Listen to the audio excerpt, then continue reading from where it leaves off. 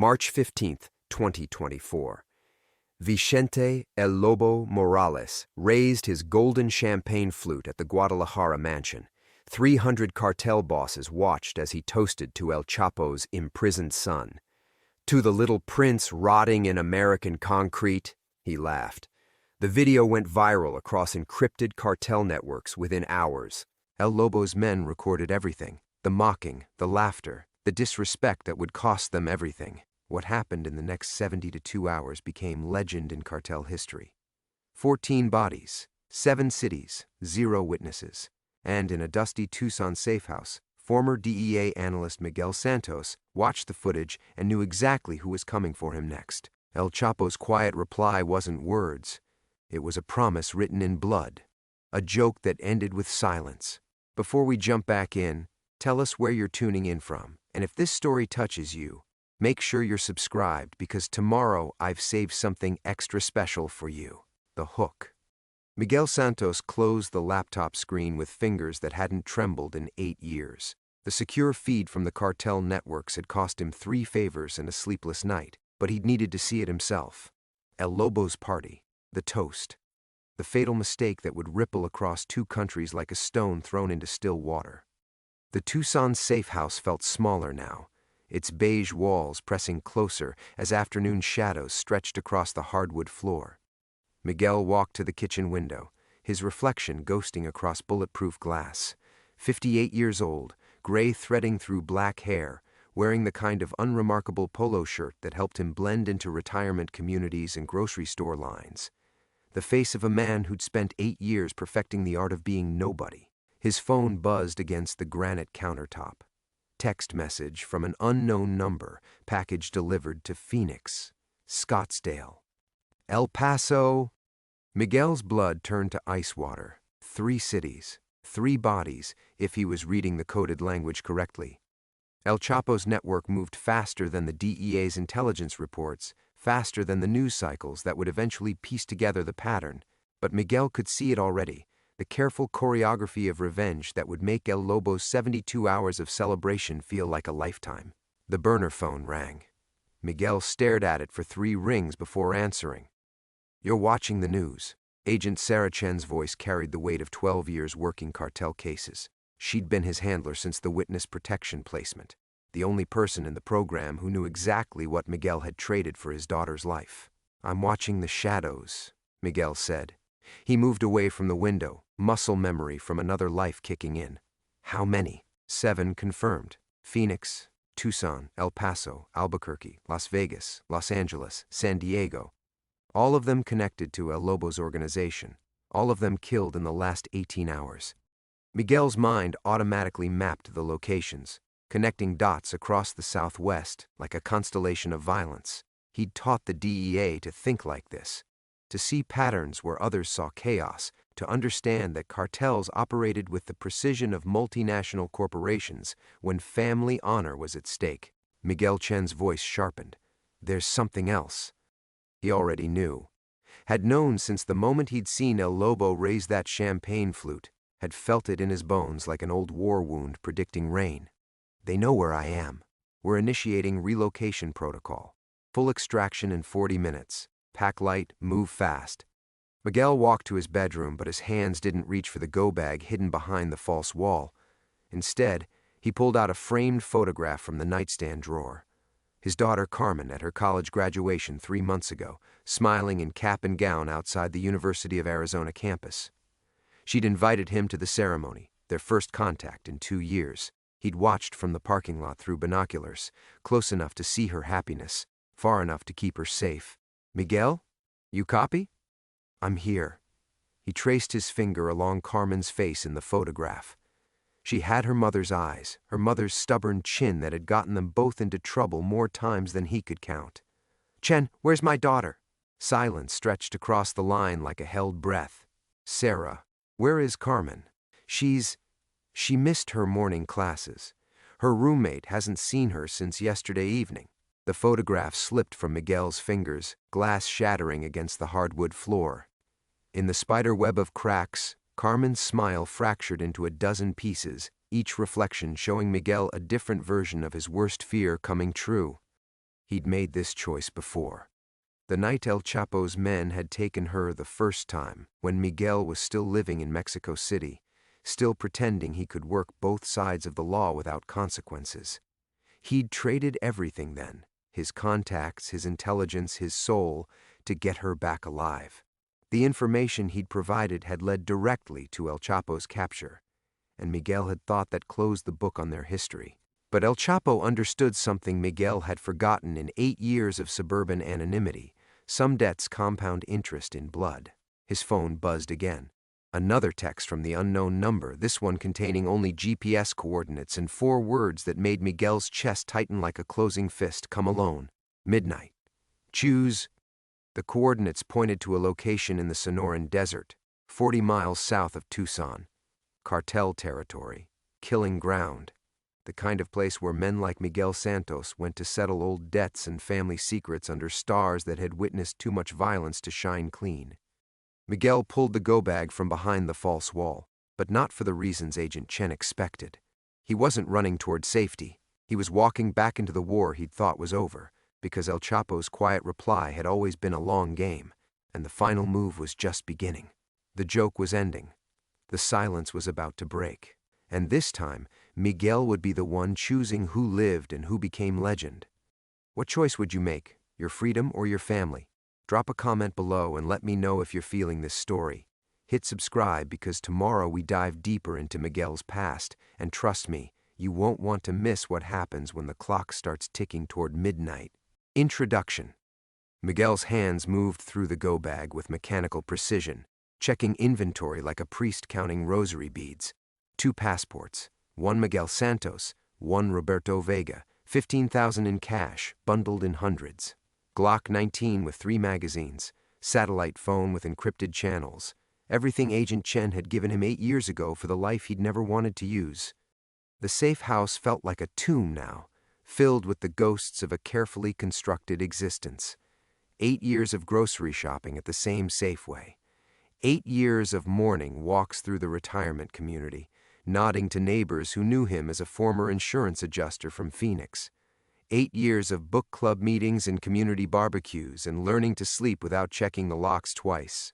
All of it built on the foundation of Carmen's safety. Miguel walked through rooms that had never felt like home, touching surfaces that held no real memories. The kitchen where he'd taught himself to cook simple meals for one. The living room where he'd watched 1,000 hours of mindless television. Anything to quiet the thoughts that came in the darkness. The bedroom where he'd stared at the ceiling most nights, calculating time zones and wondering if Carmen was safe, if she was happy, if she ever thought about her father who'd vanished into the witness protection program like smoke. He paused at the bathroom mirror, studying the face that had learned to lie so completely.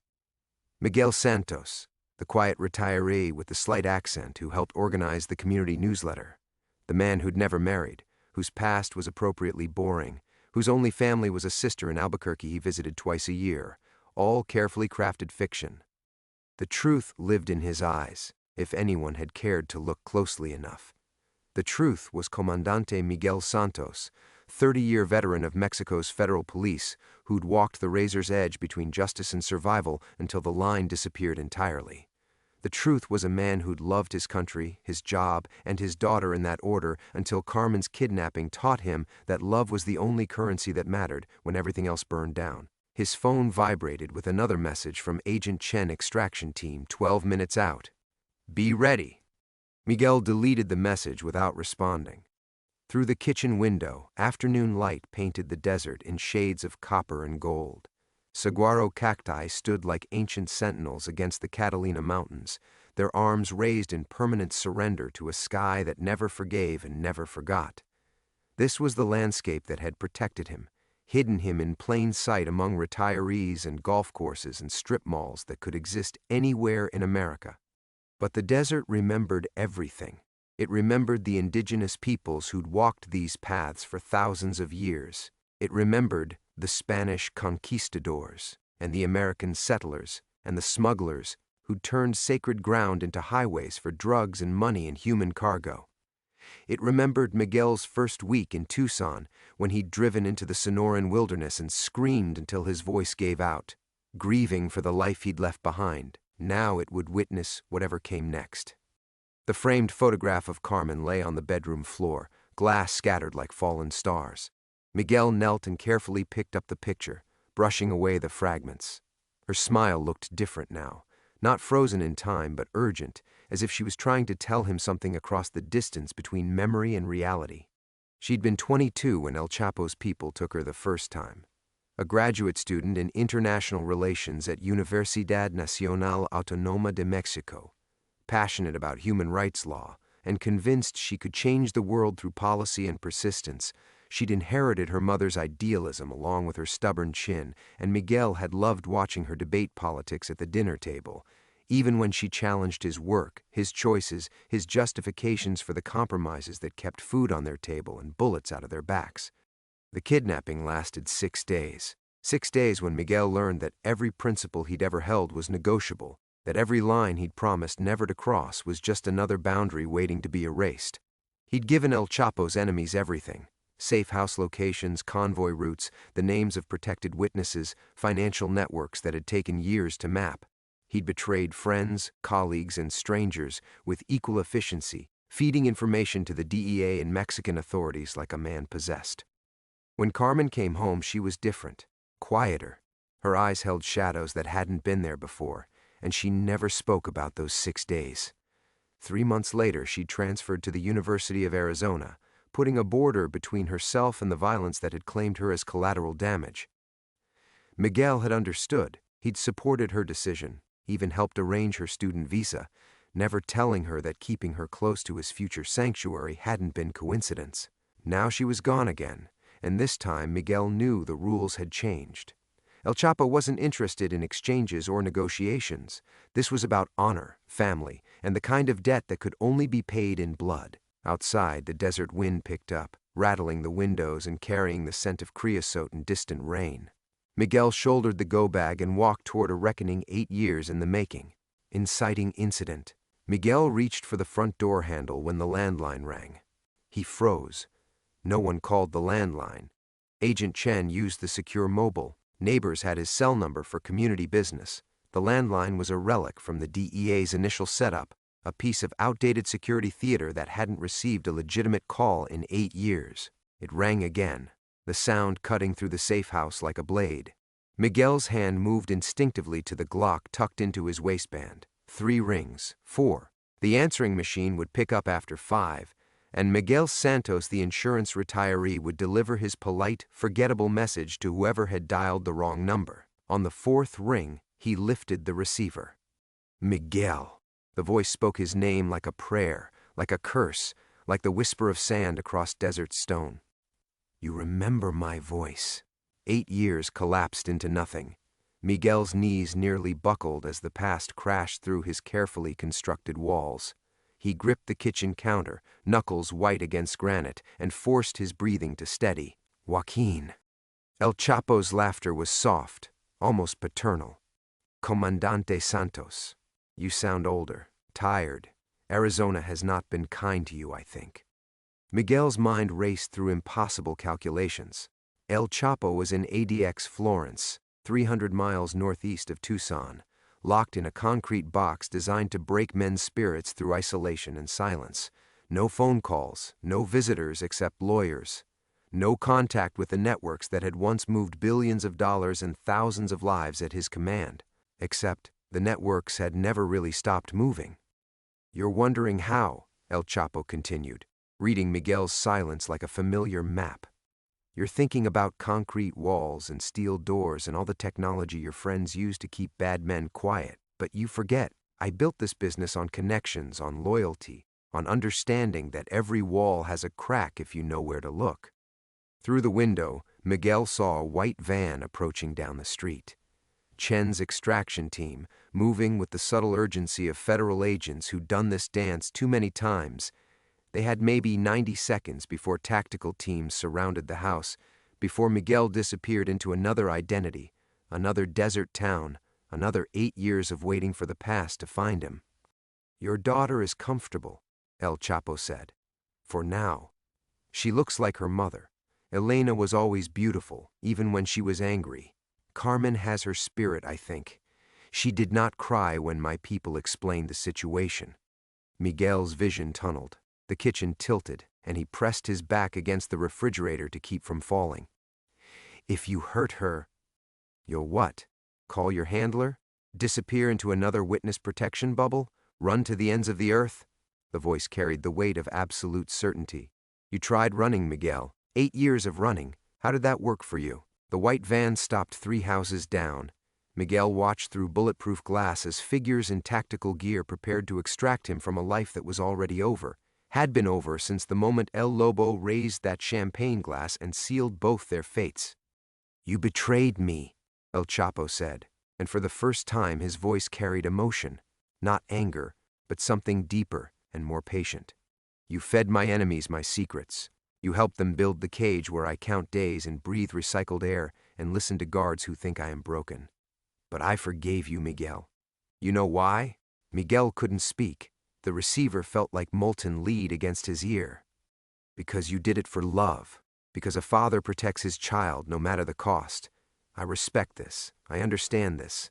A pause heavy with the weight of years and geography and the distance between forgiveness and revenge. But now another man mocks my son, laughs at my family's pain, makes jokes while my boy sits in his own concrete box, and this I cannot forgive. The tactical team was moving now, black figures flowing across suburban lawns like shadows seeking light to devour. Miguel had trained men like this, had been men like this, back when he believed in systems and justice and the thin blue line that separated civilization from chaos. El Lobo thinks he is safe because he is in Mexico and I am here, El Chapo continued. He thinks distance means protection, that walls mean security, but he is wrong about many things. He is wrong about my reach, wrong about my patience, and he is especially wrong about you. Miguel's throat closed. What do you want? I want you to come home, Comandante. I want you to remember who you were before you became this sad old man hiding behind suburban mediocrity. I want you to help me teach El Lobo why mocking family is the last mistake a man ever makes. The line went dead. Miguel stared at the receiver until his secure phone buzzed with Agent Chen's final warning. 30 seconds. Move now. But Miguel Santos, the insurance retiree, was already gone, dissolved like morning mist under the desert sun. What remained was Comandante Santos, walking toward the back door and the reckoning that had been 8 years in the making. The extraction team would find an empty house and questions with no good answers. The quiet reply was just beginning. Miguel's feet carried him through the back door and into the desert behind his house, but his mind remained trapped in that kitchen, replaying El Chapo's voice like a broken recording. Come home, Comandante. The words echoed against his skull as he stumbled through creosote bushes and cholla cactus, the go-bag heavy on his shoulder, his breathing sharp and uneven in the dry air.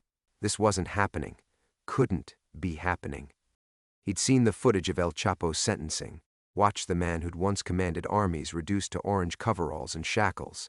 ADX Florence was a tomb for the living, designed by minds that understood that true power came from cutting connections, severing the threads that bound criminal empires together. No one escaped that place. No one even communicated from that place, except the voice on the phone had been unmistakably real.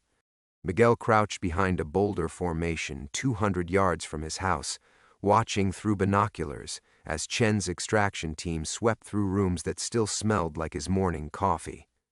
They moved with practiced efficiency, checking closets, testing window locks, photographing the shattered picture frame on the bedroom floor.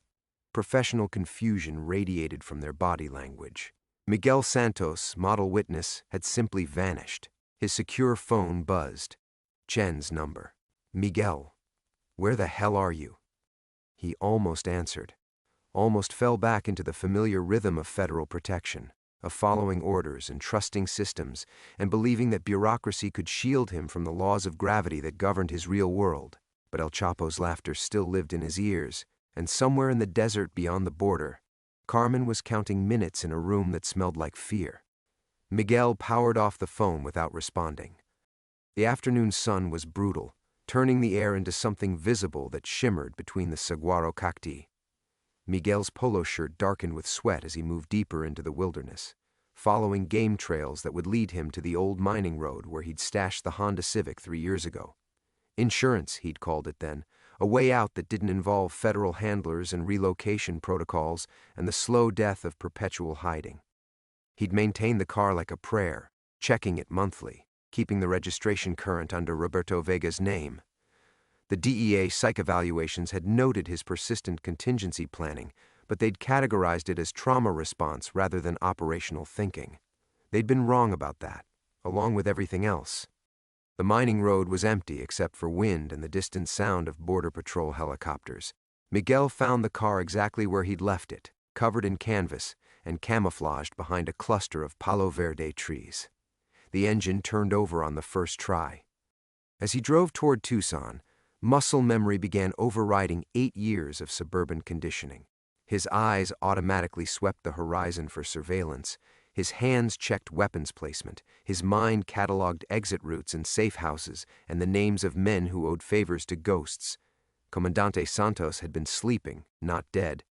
But with that awakening came the fear he'd been running from since Carmen's first kidnapping.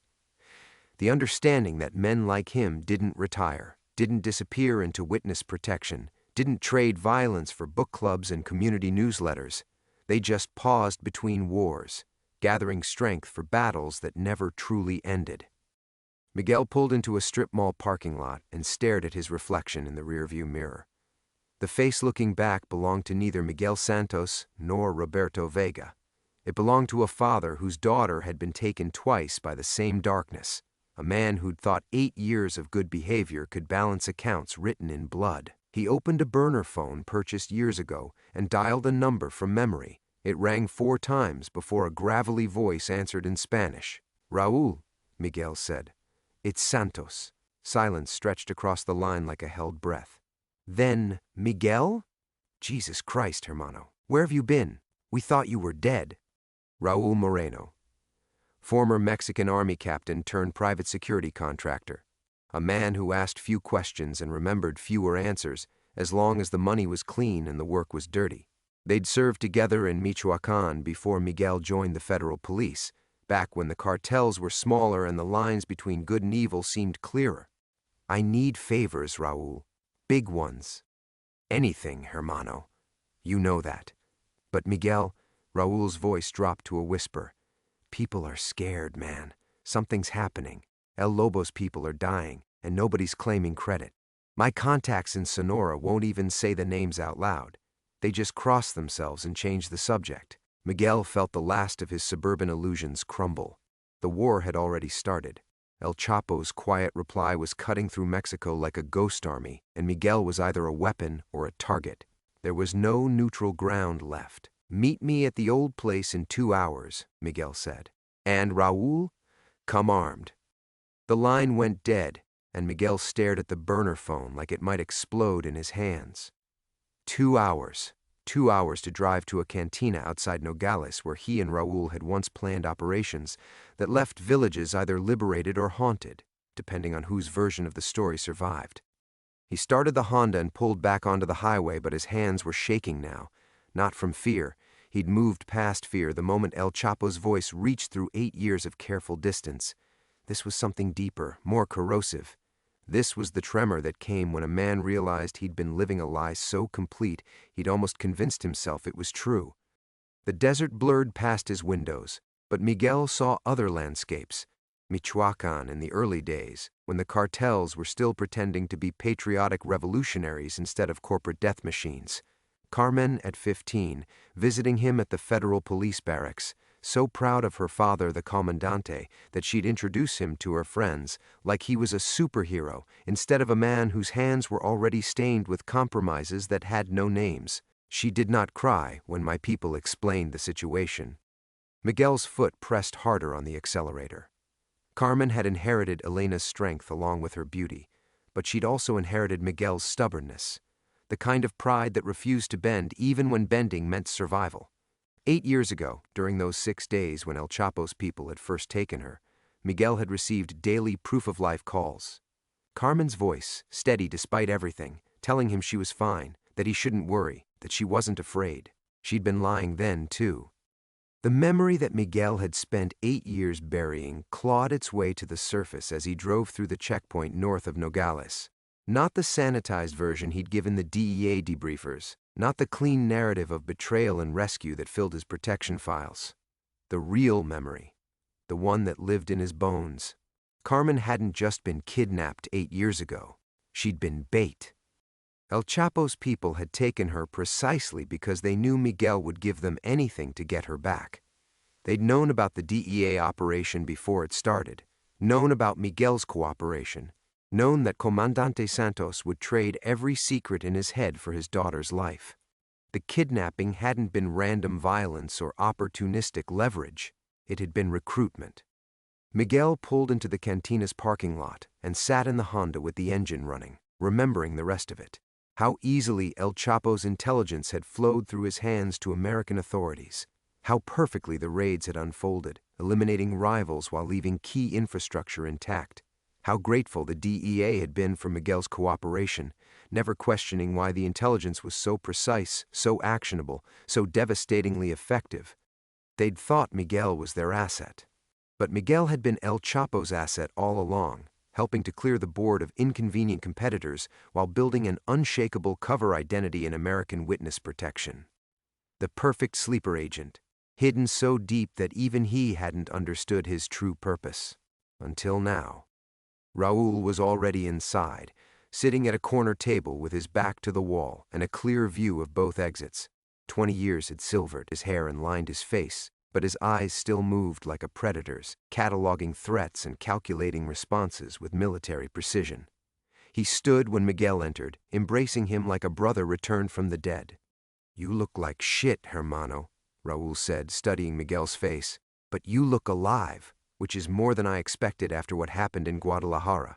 Miguel's blood chilled. What happened in Guadalajara? You don't know? Raul's expression shifted from relief to concern. El Lobo's cousin, the one who managed his trafficking routes through Jalisco. They found him yesterday morning, him and his entire crew. Professional work, no witnesses, no evidence, no messages, just bodies and silence. The cantina's air conditioning couldn't touch the heat building in Miguel's chest. El Chapo wasn't just responding to El Lobo's mockery. He was dismantling the man's organization piece by piece, turning 8 years of intelligence and patience into surgical strikes that would leave no doubt about who held the real power. "There's something else," Raul continued, lowering his voice. "My contact in the Border Patrol says there's been unusual activity. Vehicles crossing at remote points, people moving with serious purpose. Nothing the sensors can track properly, but the kind of ghost movement that means someone with resources is positioning assets." Miguel understood.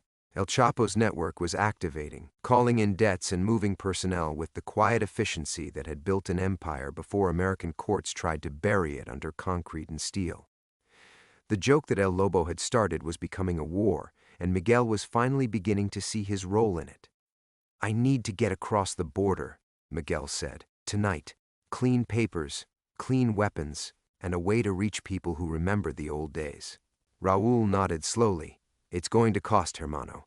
And once you cross over..." He left the sentence unfinished. Miguel knew. Once he crossed, Miguel Santos would cease to exist entirely. There would be only Comandante Santos, walking back into a war that had never really ended. "What's the timeline?" Miguel asked, reaching for his wallet. But Raul held up a hand, his weathered face creased with something that might have been pity. "Put your money away, hermano. This one's already paid for." The cantina's ambient noise, clinking glasses, muted conversations, the scratch of mariachi music from an ancient radio, seemed to fade into white static. Miguel's hand froze halfway to his back pocket, and suddenly the air tasted like copper and old fear. "What do you mean, paid for?" Raul's smile was sad and tired, the expression of a man delivering news he'd hoped never to share. The papers, the weapons, the crossing, all arranged 3 days ago. Clean passport under the name Rafael Vega, matching the Roberto identity you've been maintaining. Kevlar vest, 45 ACP with hollow points, and a GPS unit with safehouse coordinates already programmed in. He paused, studying Miguel's face. The deposit came with very specific instructions about when and how to deliver everything. Miguel's vision tunneled. The cantina walls seemed to press inward, and he gripped the edge of the table to steady himself. 3 days ago, before El Lobo's video went viral, before any of this started. Raul leaned back in his chair, his soldier's eyes never leaving Miguel's face. Before you knew you needed it, before you even knew you were coming here. Almost like someone was expecting you to run, hermano, like they knew exactly how you'd react when the dominoes started falling. The revelation hit Miguel like a physical blow. 8 years of careful reconstruction, 8 years of building Miguel Santos the insurance investigator, 8 years of believing he'd outrun his past, all of it orchestrated. Not just the original betrayal, not just the witness protection, but every single step that had led him to this moment. Even his escape route had been planned by other hands. There's more, Raul continued, his voice gentle but implacable. The money for tonight's operation? It came with a message. Tell Comandante Santos that running was always part of the plan.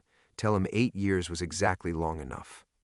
Miguel's hands were shaking again, but this time it wasn't adrenaline or fear.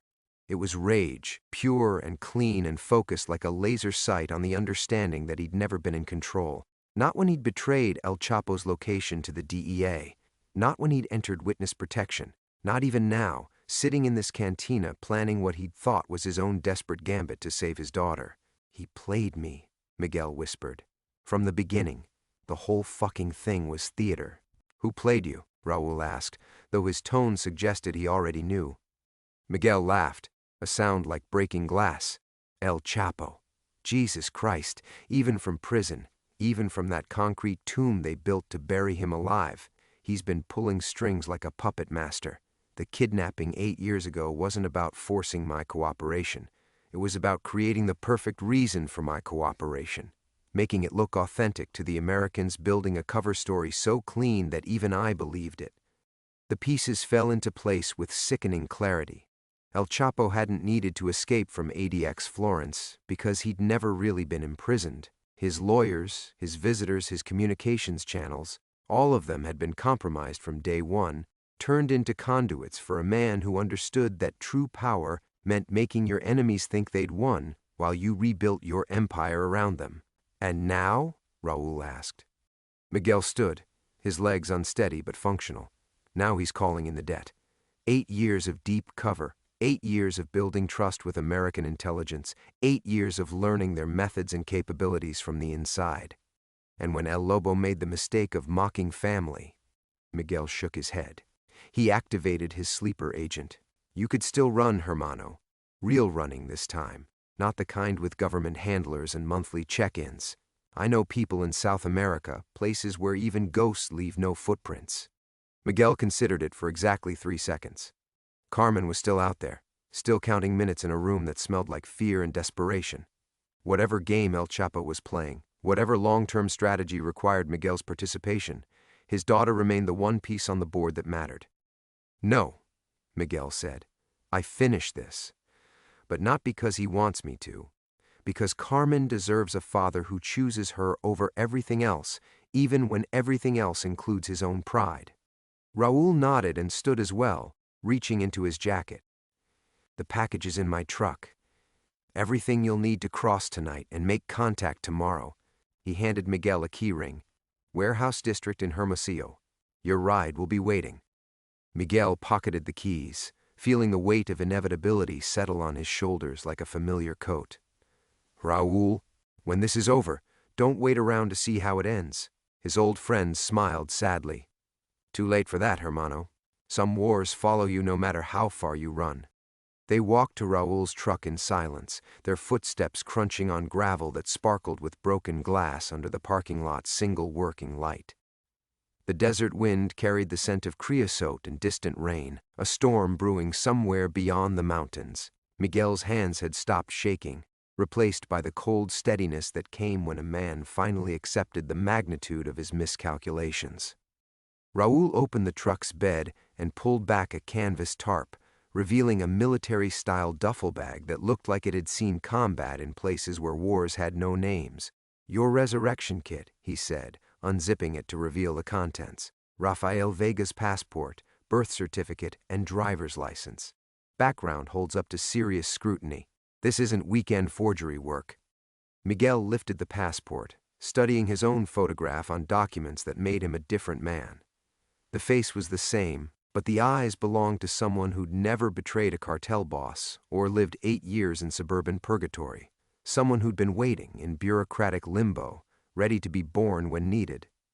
"The weapon's already broken in," Raul continued, pulling back cloth to reveal A45 that gleamed with oil and careful maintenance. 200 rounds, all hollow point. Vest is rated for rifle rounds, though if you're taking rifle fire, you're already fucked. He handed Miguel a small device that looked like a modified cell phone. Encrypted satellite communication. One number programmed in, your contact in Hermosillo. Miguel hefted the gun, muscle memory guiding his hands through safety checks he hadn't performed in years. The weight felt familiar, like shaking hands with an old friend who'd become a stranger. "Who's the contact?" "Better you don't know until you meet him. But Miguel," Raul's voice carried a warning. "These people, they're not the same ones we used to run with.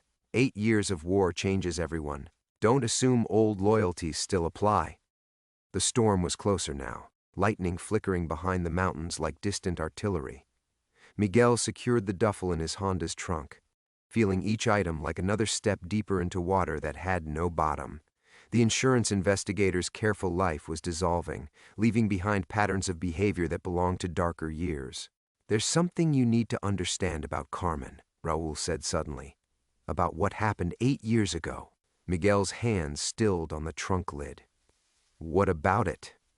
"My contact in Sonora, the one tracking El Chapo's current operations. He remembers things. Details that didn't make the official reports." Raul lit a cigarette, the flame illuminating worry lines that hadn't been there 2 decades ago. Carmen wasn't just grabbed randomly for leverage. They watched her for weeks, learned her routines, her friends, her favorite coffee shop. Professional surveillance. The kind you use when someone specific requests intelligence on someone specific. The implications hit Miguel like a physical blow. She was targeted, not just targeted, hermano, requested. Someone inside El Chapo's organization asked for detailed information about your daughter specifically, which means someone knew exactly how you'd react when she disappeared. Miguel's vision blurred with rage and something deeper. The terrible understanding that Carmen's trauma 8 years ago hadn't been collateral damage in his war. It had been weaponized against her, turned into a tool to reshape her father into something useful. His daughter had been hurt not because she was in the way, but because hurting her was the most efficient method of manufacturing Miguel's cooperation. Who requested the intelligence? Miguel's voice came out flat, dangerous. Raul shook his head. Records from that time are fragments, myths, stories told by men who might be lying or dead. But there are rumors. He took a long drag from his cigarette. Rumors that El Chapo's son, Alfredo, was involved in planning your recruitment. That the whole operation was his idea, his way of proving himself to his father by turning a federal comandante into an asset. The same son that El Lobo had mocked in the viral video. The same son whose imprisonment had triggered this cascading violence that was consuming Mexico one body at a time. Miguel finally understood the full architecture of El Chapo's quiet reply. It wasn't just about family honor or cartel pride. It was personal in ways that went back 8 years, to a young man proving his worth by orchestrating the perfect psychological operation. "Jesus Christ," Miguel whispered. Carmen wasn't just bait. She was a test case. "And now that test case is happening again," Raul said. "Same players, same methods, same pressure points. Only this time, instead of manufacturing your cooperation, they're manufacturing your revenge." Thunder rolled across the desert, closer now, and the first drops of rain began hitting the parking lot like scattered bullets. Miguel looked at his old friend, seeing his own realization reflected in weathered features. "He doesn't want me to save Carmen," Miguel said. "He wants me to choose not to save her. He wants me to choose revenge instead." Raul nodded grimly. "And either choice serves his purposes. Either way, he wins." The rain began in earnest, drumming against the cantina's tin roof with the persistence of machine gun fire. Miguel stood motionless beside Raul's truck, water streaming down his face as the full weight of 8 years' manipulation crystallized into perfect, terrible clarity. "No," he said finally, his voice cutting through the storm. "There's a third option." Raoul flicked his cigarette into the darkness, the ember dying with a hiss. "Which is? I give El Chapo exactly what he wants, but not the way he wants it." Miguel reached into the duffel bag, his fingers closing around the satellite phone. "He's built this entire operation on the assumption that I'll react predictably, that I'll choose between Carmen and revenge, between family and pride. But what if I choose both? Miguel, listen to yourself. You're talking about... I'm talking about ending this." Miguel's voice carried a finality that silenced his old friend. 8 years ago, Alfredo Guzman orchestrated my daughter's kidnapping to prove himself to his father. Now he's in prison, and El Lobo made the mistake of mocking him publicly. El Chapo wants me to either save Carmen or get revenge on El Lobo. Both outcomes serve his purposes. The lightning was almost continuous now, turning the desert into a battlefield of shadows and harsh white light. Miguel opened the satellite phone, its encrypted display glowing green in the darkness. "But there's something he didn't account for," Miguel continued. "Something that 8 years of witness protection taught me that 8 years in a supermax prison couldn't teach him. How American intelligence really works, how they track communications, how they trace financial networks, how they build cases that can reach anywhere in the world." Raoul's expression shifted from concern to understanding. "You're not planning to be his asset, you're planning to be his downfall. Every contact I make with this phone, every safe house they've prepared, every financial transaction that funded this operation, all of it creates evidence." Miguel's thumb hovered over the power button. "The DEA has been watching me for 8 years, convinced I'm a valuable protected witness. They never suspected I might be El Chapo's sleeper agent because the idea was too sophisticated, too long-term for a cartel boss." The phone's screen came alive, satellite signals reaching across borders to connect Miguel with a network that had waited 8 years for this moment. But instead of following the script, he began recording everything. GPS coordinates, frequency data, encryption protocols. "When I activate this network, when I follow their plan to reach Carmen, I'll be documenting every piece of El Chapo's operational infrastructure. Not to serve him or defy him, but to hand American intelligence the greatest intelligence coup in cartel history." Miguel's smile was sharp as broken glass. He wanted to use me to eliminate his enemies. Instead, I'm going to use his own plan to eliminate him. Thunder exploded overhead, close enough to shake the truck's windows. In the brilliant flash that followed, Miguel saw something in Raoul's face that might have been admiration. "That's suicide, hermano. Even if you save Carmen, even if you burn down his network, there's nowhere you can hide from that kind of betrayal." "I'm not planning to hide." Miguel pocketed the phone and shouldered the duffel bag, feeling the weight of weapons and forged documents that would either free his daughter or bury them both. "I'm planning to end it, all of it. The games, the manipulation, the cycle of revenge that's consumed 3 generations of my family." He turned toward his Honda, then stopped. There was one more truth that needed speaking, one final revelation that had been building in his chest like pressure behind a dam. Carmen was never just a victim, Raoul. 8 years ago, when she was kidnapped, she figured out what was happening. A 19-year-old girl, and she understood the game better than I did. Miguel's voice carried pain and fierce pride in equal measure. "She never told me because she knew I'd blame myself, but she also never forgave me for putting her in that position." "How do you know?" "Because she's been investigating me for 2 years. Her forensic accounting firm. She's been tracing Miguel Santos's financial history, looking for connections between her father, the insurance investigator, and the comandante who disappeared. She knows I'm not who I pretend to be." The rain was lessening now, the storm moving east toward mountains where other men were making other choices that would echo through decades of blood. Miguel opened the Honda's door, feeling the last pieces of his old life dissolving in the desert downpour. "When this is over," he said, "she'll finally know the truth about what I did, why I did it, and what it cost. Maybe then we can both stop running from who we really are." Raoul stepped forward, extending his hand. "Vaya con Dios, Miguel." Miguel gripped his old friend's hand, feeling calluses that matched his own. Pray for Carmen instead. I chose this path a long time ago. He drove into the storm toward a border that existed more in men's minds than on any map, carrying secrets that would either save his daughter or destroy them both. Chapter 9, Resolution. The memorial service was held on a Tuesday morning in Tucson, 8 weeks after the bodies stopped falling across 2 nations. Miguel Santos, the name felt strange even now, like wearing a dead man's clothes, sat in the back pew of St. Augustine Cathedral, watching strangers file past a casket that held no body. The man they were mourning had existed for 8 years, sold insurance with quiet competence, attended neighborhood barbecues, and never spoke of the life before. That man deserved a funeral, Miguel thought. Even fictional lives accumulated weight. Carmen sat 3 rows ahead, her dark hair catching morning light through stained glass windows. She hadn't spoken to him since the warehouse in Hermosillo, since the moment she'd walked free while federal agents led him away in zip-tie restraints. 47 days of debriefing, psychiatric evaluation, and careful negotiation had followed. 47 days of choosing which truths to tell and which secrets to carry into whatever came next. The priest spoke in measured cadences about redemption and the complexity of human choices. Father Martinez had known Miguel Santos, the insurance investigator, had shared coffee and quiet conversations about faith in small doses. He didn't know about the comandante who'd betrayed cartels or the father who'd burned down criminal empires to save his daughter. Some knowledge was too dangerous for good men to carry.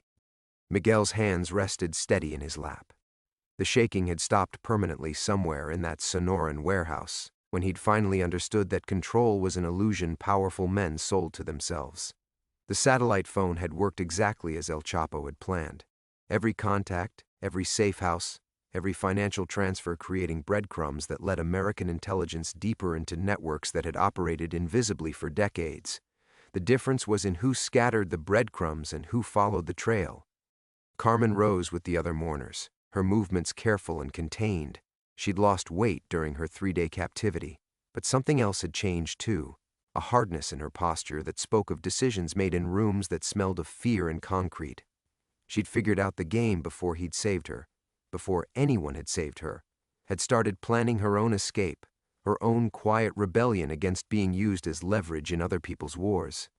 That was the part that kept him awake at night, not the bodies in Sinaloa or the decimated cartel networks.